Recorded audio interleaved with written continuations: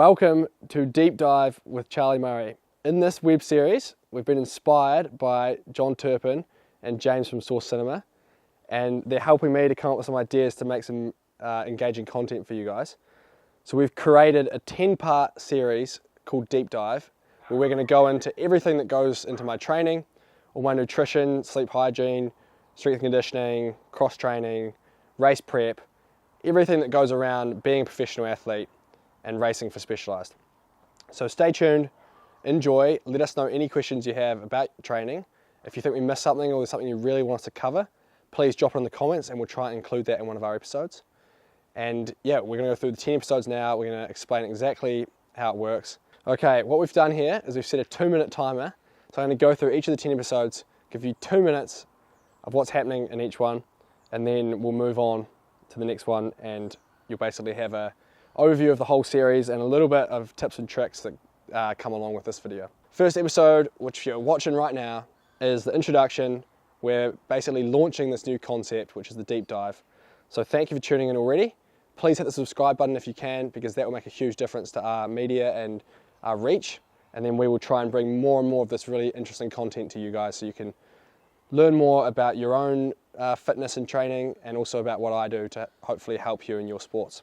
So we've got 10 episodes, each one's going to be 10 to 15 minutes long, and we're going to delve right in to get really into the detail of each particular topic that we look into.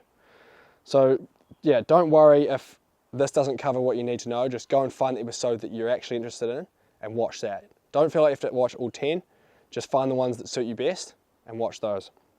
Number 2 is nutrition. So let's talk for 2 minutes about nutrition. Basically, nutrition is the building block of, nutrition and sleep are the building blocks of anything as a human and as an athlete. And to do with your training and racing is crucially important. The sleep is really important to be consistent over a long period of time, but we'll go into more of that later. Nutrition is the same thing, you have to be consistent, but you also have to adapt it and change it throughout your different training periods, throughout your life in the off season at home. And during race day, it's completely different than a rest day here in New Zealand. So we're going to go through all that stuff in that episode, which is episode 2. And that's going to hopefully answer all the questions you might have about nutrition, how to fuel with carbohydrates, how many grams of carbs per hour you need, what to take on long rides, what's easily accessible fuel, what's good healthy fats and things to be running for recovery and when you're not training. And yeah, basically a big mix of the nutrition piece. So maybe drop some questions in these comments here if you have anything you want us to particularly look at. We're also going to go into hydration and electrolytes, carb drinks, sports drinks, what to use, how to use them, recovery, protein, whether we're eating meat or other protein sources, and maybe we'll go into some vitamins and minerals too, but we're not going to get too in depth in that. It's basically going to be the big building blocks that you need to perform really well on the bike or in any different sport. So enjoy episode 2. We're going to keep chipping away and get stuck into an overview of episode 3, and that's nutrition done.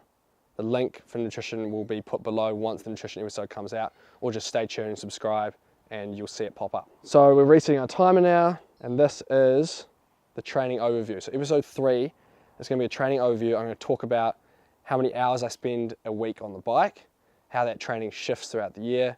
So obviously in the summer and the off season here in New Zealand, we are training, we start by having a bit of a break, and then we reintroduce training at pretty light intensity, but some longer workouts. So long rides, some running, a bit of cross training, usually probably 2-hour gym sessions, some longer stuff with some heavy weights in the gym, trying to build that strength and power. And then as we transition into more early pre-season, it's sort of February, March time of year, even April, before we go overseas to the World Cup. That's when we start to introduce the speed power a bit more. So workouts are a bit shorter, they have some punchy intervals in them and things like that. We'll go through, tell you guys exactly how all the intervals work. And then obviously, yeah, strength and conditioning is a huge part too. So being in the gym, what workouts I go through, how they all work, who helps me with them, how I stay injury free. Not always, but touch wood, we try and avoid injuries. And if you keep strong and flexible, which I'm not flexible, we're working on that, that can help you heaps to stay injury free. So yeah, we're going to go through everything about training, give you guys an overview in as much detail as possible in that 10-15 minutes. And then for the next episodes, we're going to break it down into even more detail into the separate training categories. So that leads us on quite nicely to episode 4, which is strength and conditioning. So I'm going to reset my timer and we'll do a quick 2-minute chat on strength and conditioning. Basically, strength and conditioning is code for gym. So everything we do in the gym comes under strength and conditioning. We go in there, what do we do with our sessions? We usually start with a whole bunch of flexibility and movement preparation stuff. So activations, sort of like a cross between a stretch and a exercise. So you're kind of moving your body to its full range, but also doing a light bit of load.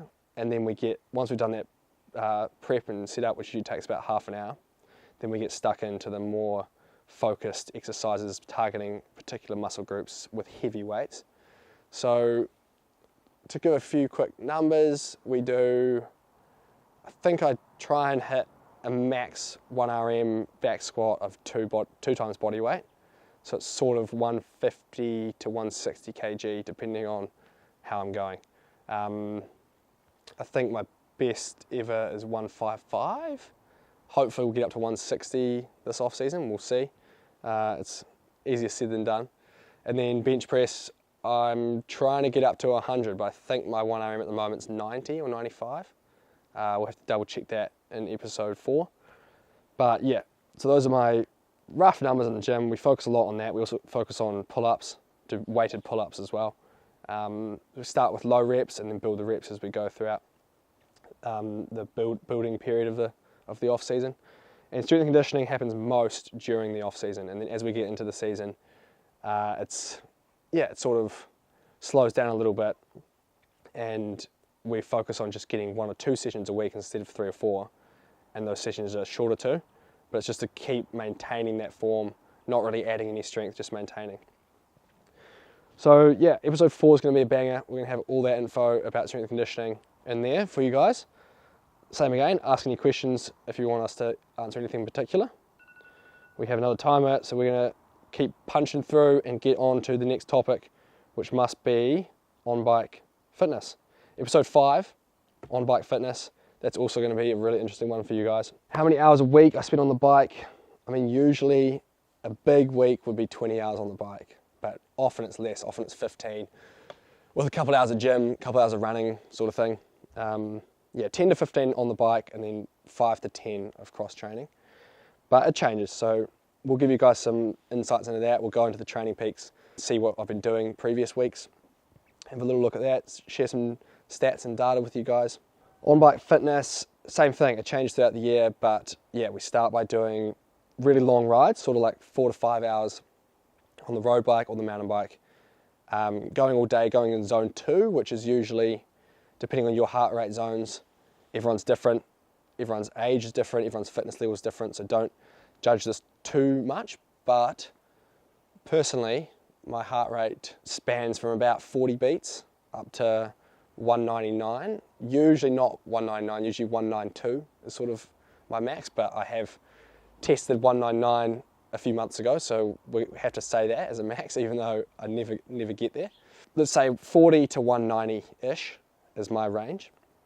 And to be on these big 5-hour training rides, we usually try and stay sort of below 150 or 145 beats per minute. So that's a zone 2. You can still maintain conversation, you can still sort of eat and drink pretty comfortably, but you feel like you're doing something. You're definitely working out, but you're not fully out of breath the whole time. So that's a zone 2 ride. All your Garmin's and Wahoos and whatever will calculate that training zone for you, so don't need to focus too much on that. That's the on-bike fitness. We've got the timer about to run out, so I'm going to reset it, and we're going to get into the next one. Episode 6, this is cross training. Cross training for me mostly consists of running. I really enjoy my running. It's perfect here. You can't see on your side of the camera, but in that episode we'll go out on the trails and show you some of the beautiful stuff we have in New Zealand. And the hills I can see right behind the house here is just perfect running trails. Rocky, technical, super open, really beautiful views. So I often get out each morning, especially in the off season when I'm doing my building, and get out running for an hour or two in the mornings, and that's just a perfect way to get that cardio.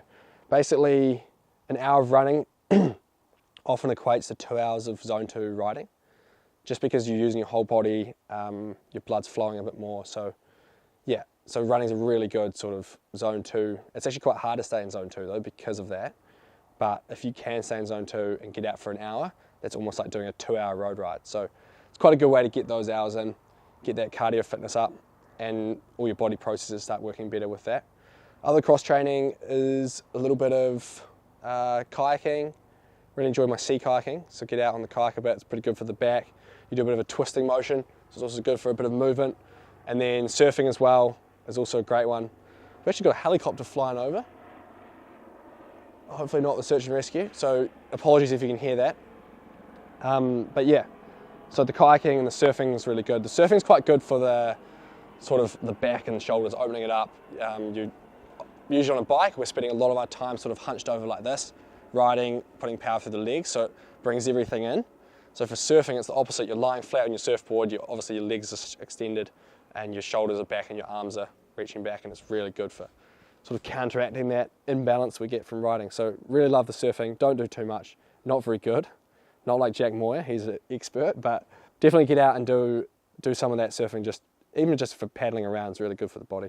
Sea kayaking, surfing, running. Those are my main cross training things.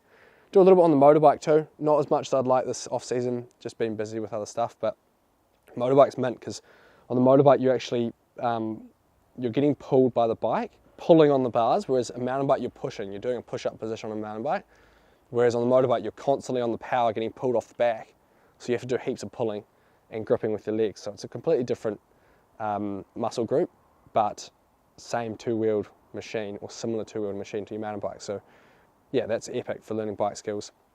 And for cross training, I don't know, anyone who rides moto will know, and also people riding mountain bike, like if you ride a 10-minute, 15-minute moto, or like a 10-minute downhill track on your mountain bike, your arms and your body is so fatigued, like it's really intense work. So people might say, oh, you're going out on a moto, that's so easy, you've got an engine to power you, but those are some of the hardest sessions with the highest heart rate sometimes, is those moto sessions.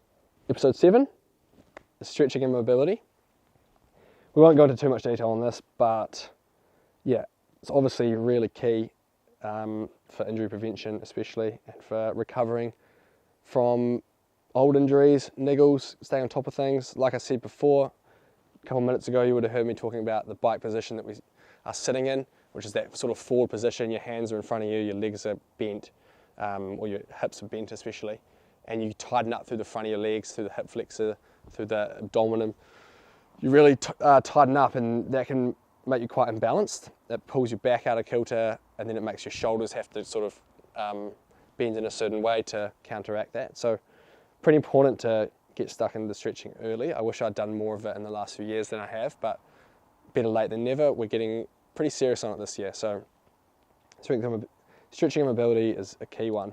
You should try and incorporate sort of, if I go to the gym, which is a couple times a week, I'll do an hour of stretching. So sort of 30 minutes to start with, and then 15 to 30 at the end of the session, just stretching. And then the other hour and a half is workout. So it's quite a long gym session, but otherwise I never get enough stretching in. So especially if you go now, if you think about it this way, if you go out on the bike for 5 hours and you're sitting in this position, putting power down, your body is tightening into this position. And then you go home and you stretch for 10 minutes. It's like, of course that's not going to balance it out. You just spent 5 hours tightening in that position, and then you spend 10 minutes stretching out. It's better than nothing, but you probably need to spend half an hour a day or an hour a day for stretching if you're doing that much riding. So we're working on it. We will bring it along for the journey because we've got heaps to learn, and that's probably my biggest weakness, is my stretching. Episode 8 is sleep and recovery. So this is something that fascinated me the other day. I was talking to my coach and I said, he's called Todd. I've got Tom Bradshaw on the bike, Todd Andrews in the gym. So those are two Kiwi boys. Well, Todd's an Australian, but we claim him as a Kiwi. Two Kiwi boys who do an epic job and are just fun to deal with, always have my back. They go in there and they make me feel like I'm the man, which is what you want. Todd will be like, come on, hit this set, and then you're gonna, smoke everyone else, or he's just really motivating. So love working with Todd and Tom. Told Andrews the other day, we were in the gym and we were chatting. And I said to Todd, hey Todd, I think I'm letting myself down a little bit with my recovery. I'd really like to focus more on it and nail it. I've heard of all these different techniques. What do you recommend? Should I be doing all these? I'm thinking of incorporating some more stuff like massage gun, compression boots. It's like a Normatec compression sort of sock boots that inflate and pressurize your legs. There's foam rolling, there's massage gun, there's hot colds, ice baths, saunas, things like that. What else is there? There's massage. There's a bunch of different techniques you can use for recovery. So I said to Todd, how many of these should I be hitting a day? How much time do I have in the day that's free? Like, I'm quite busy by the time you're training, eating. I've got other projects and work that I do with charity and stuff. So I don't have that much free time really. And Todd said, well, how's your sleep? And I said, oh, it's all right. I mean, it's nothing special. I probably go to bed at 10 or 11 and sort of wake up at, 6 or 7. Probably not sleeping enough. I'm often pretty tired during the day. And sometimes I have broken sleep, get woken up by stuff. He said, well, what are you doing worrying about compression socks and massage guns? He's like, the best way to recover is to sleep. So absolutely nail your sleep and then start focusing on your other stuff like your the 1%ers. But the sleep is the building block. That's the 90%er. So unless you're nailing that as your recovery, your sleep and your nutrition and your hydration, unless you're nailing those 3 building blocks, there's no point worrying about all the little stuff. It's nice, and if you have free time, definitely use it. It helps. But the main thing to nail is the sleep. And this has been huge for me in 2024. And this year I'm determined to nail it again. I think in 2024, having a good sleep schedule and some decent sleep hygiene helped me heaps. I'm not saying I'm perfect. We all have terrible night's sleep. We have things that come up. Even last night I was tossing and turning, couldn't get to sleep for hours. Sometimes that just happens. You have to move on. Don't get too caught up on it. But in general, I've shifted my whole sleep routine. I've changed it. I now have my phone that turns itself off at 8 p.m. and then I start trying to wind down for bed at 9 p.m. I do a bit of reading. I write in my diary all the things I have to do the next day and tick off what I did that day. Write down a few things that I'm happy that I did that day and a few things that I want to improve the next day. So I kind of have a little reflection time, which is great because then when you get in bed, your brain's not whirring, trying to reflect on the day and trying to process everything because you've already done a bit of processing before bed. I'll stop eating a few hours before bed as well, and not drink as well. So basically, trying to give myself the best chance I can at having that long sleep. We'll go into way more of that in the sleep episode, but it's crucially important. And yeah, I'm really looking forward to sharing that with you guys, and hopefully that can transform your life, because definitely not just in sport and training, but in my whole life, having that more consistent sleep has been awesome. Which must bring us to the next episode overview right here. So we're getting close. We've got 2 to go. 9 is bike skills. So we're going to go into all the different bike skills, all the techniques I use in my testing sessions and my skill sessions, and share them with you guys. We'll probably show you some footage too. We'll get James out on the cam, get him to capture a few bits of B-roll, and we'll show you how those bike skills work. So really enjoying doing that episode and showing you guys how to improve your bike skills for enduro racing. I'm really looking forward to researching and preparing this episode for you guys, and I know you'll all love it. This is race prep, mental and physical. So we're going to go through everything that happens for a World Cup race, everything that happens in the week before, all the lead up, talk a little bit about sort of food, mental states, preparing the body, and everything that goes into the race behind the scenes. And then we'll talk about the race day, talk about how to approach the race day, how to approach the different stages, obviously the practice, remembering the trails, and then showing up with the right attitude, the right nutrition, the right equipment, everything. So, excuse me. So episode 10 is going to be a banger. I'm going to enjoy that. I'm going to enjoy all of these 10 episodes, and I really hope you guys do too. Please, if there's anything you don't like, let us know. If there's anything you do like or anything you want to see, please let us know. And also, it would be a huge, huge favor if you guys could please hit that subscribe button. It makes a massive difference to us. It means we can produce more of this sort of content for you guys. and we really appreciate the support. So thanks for watching, and really looking forward to 2025 and the deep dive series. Cheers.